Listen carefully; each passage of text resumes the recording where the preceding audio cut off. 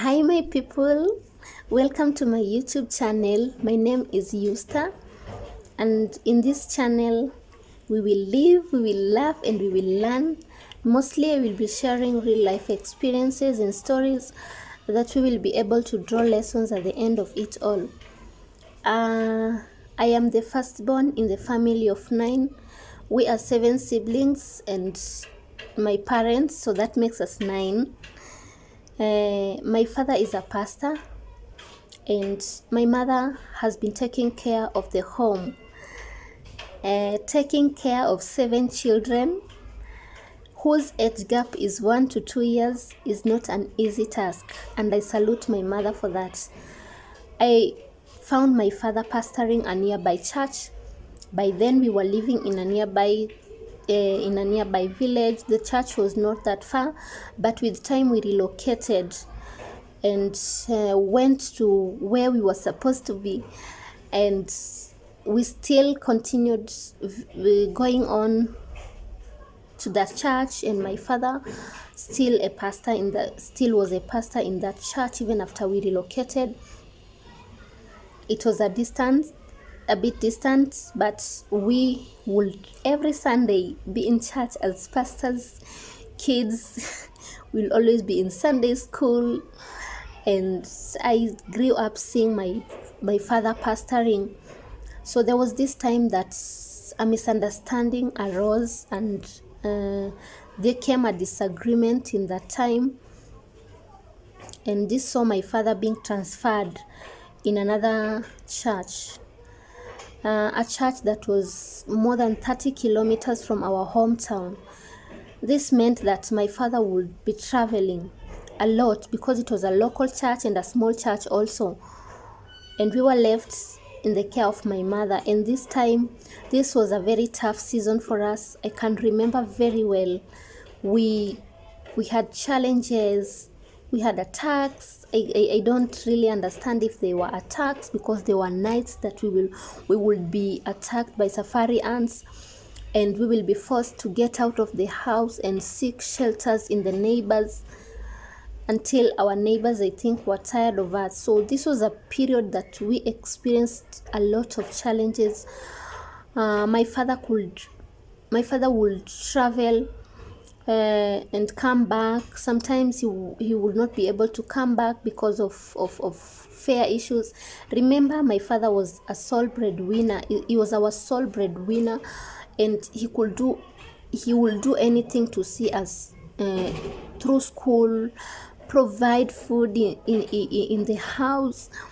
So this period he was in that town, he would not be able to work his vibaruas so that we can have food, and there was no pay in that church.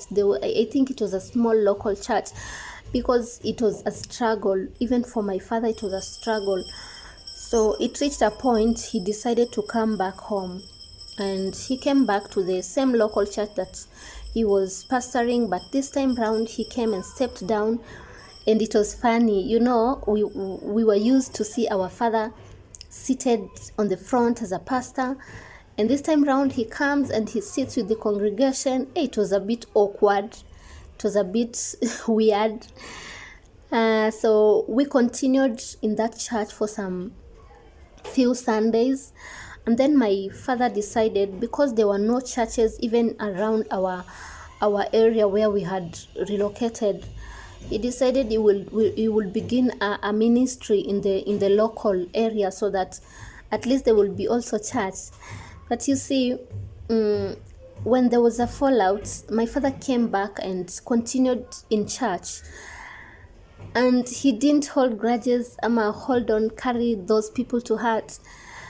So I remember the last Sunday he stood up and he told the church that from next Sunday I will begin a ministry in our nearby home. I will begin with my family, and I don't want anyone to follow me. Just the congregation should stay and support. You should stay and support your pastor. he didn't want to break the church. He decided he would go and begin with his family. And true to his word, the following Sunday, we began church. We began normal services at our house. Normal Sundays, we will wake up, prepare, get out the tables outside, arrange the chairs, and we sit as a family.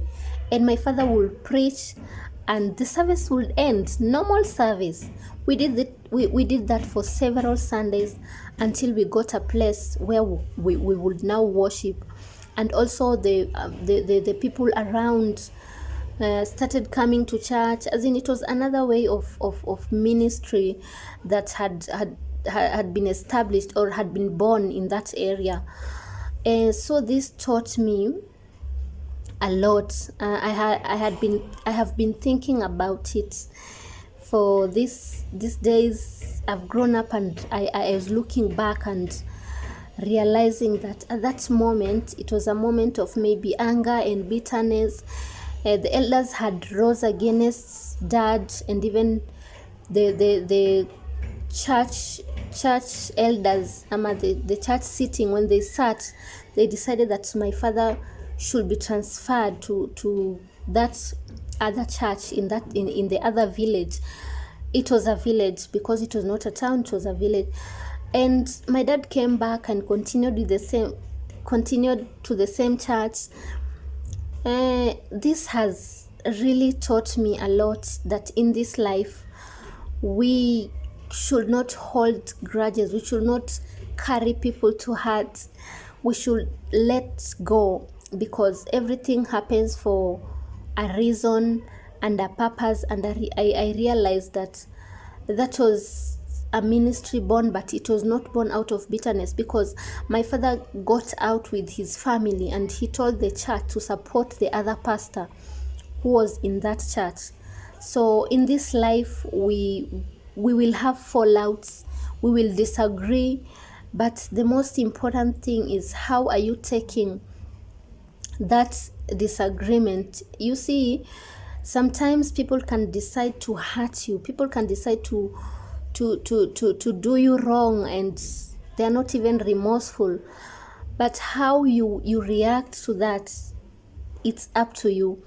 So what I've learned in this life, it's not to hold grudges, not to carry bitterness and pain, because that cripples you.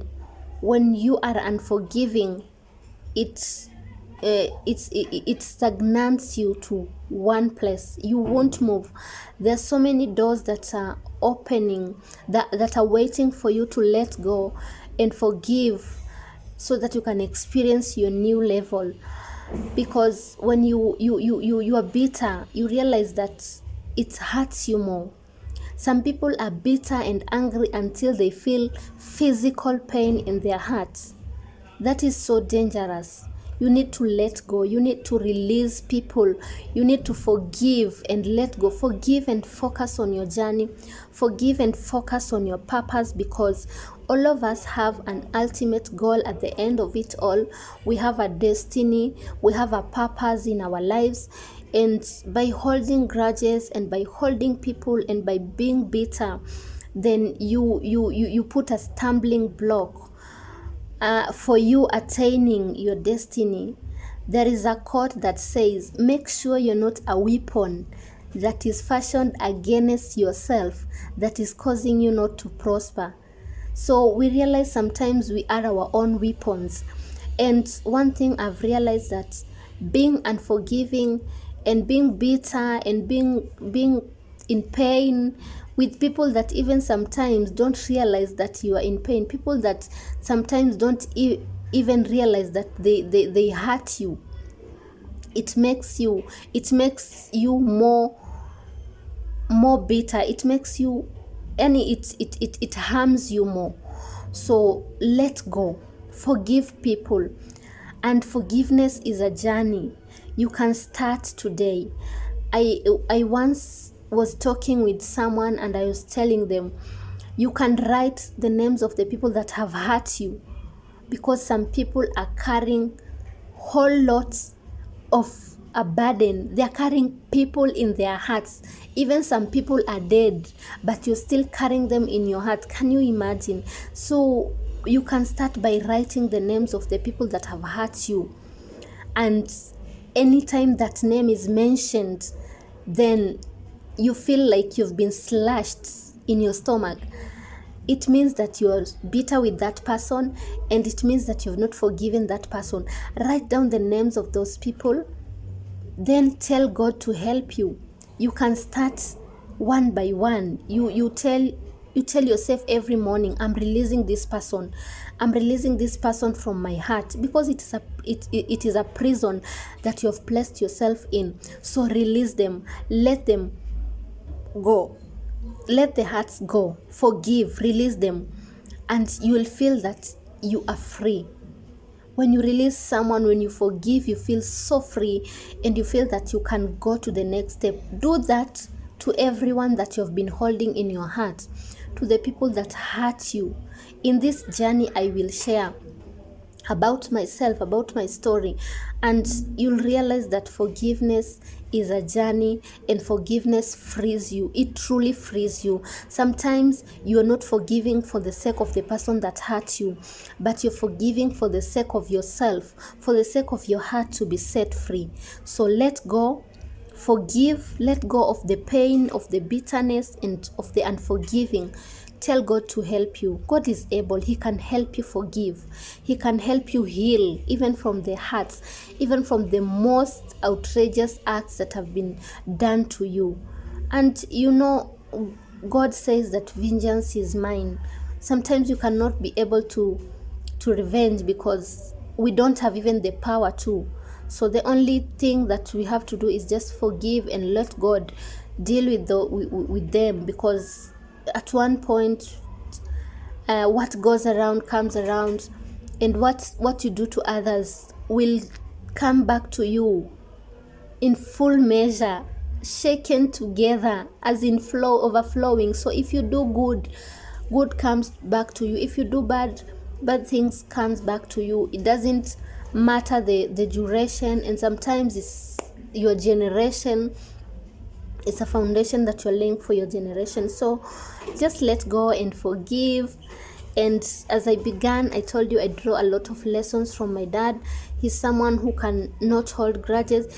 He's someone who will talk with people that have said the worst things about him, that have told him to his face things, and he will just talk to them, speak with them, and laugh it off. And his life has been free. His life has been so easy. He doesn't struggle to relate with people, because one thing again I will tell you, that human beings are human beings. And the nature of man, the Bible says that in Jeremiah chapter 17, verse 10 or verse 9, that the heart of man is desperately wicked. Only God can cure it. So when you understand that man is bound to fail, even the closest person can hurt you, even the closest person can disappoint you, then you'll be able to know that even if a man fails, then I know that he was bound to fail, and he will not hold grudges. So let's share this journey together. I'll be sharing incidents and experiences. Some are not so nice, but we will be sharing together, and we'll be walking together. And I believe that God will heal you. If you're struggling with unforgiveness, I believe that this will help you to let go. Or because when you let go, then you are free. God bless you.